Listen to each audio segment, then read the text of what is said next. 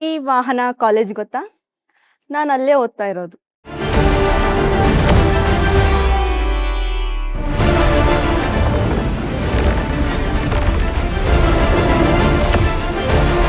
ಎಲ್ರಿಗೂ ನಮಸ್ಕಾರ.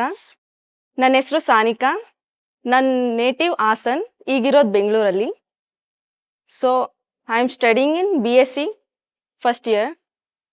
ಅಮ್ಮ, ನನಗಾಗಲೇ ಕಾಲೇಜಿಗೆ ಲೇಟ್ ಆಯಿತು. ಬೇಗ ಬಂದು ಟಿಫನ್ ಮಾಡಿಕೊಡು.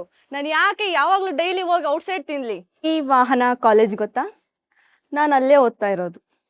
ಹಾಳಾಗೋ ಆಸೆ ಇದ್ದರೆ ಅಲ್ಲಿಗೆ ಬನ್ನಿ, ಇಲ್ಲ ಅಂದರೆ ಇಲ್ಲೇ ಇರಿ. ಮದುವೆ ಆಗೋಳು ಹೀಗೆ ಇರಬೇಕು ಅಂತ ಏನಾದರೂ ಕನ್ಸು ಕಟ್ಕೊಂಡಿದ್ಯಾ?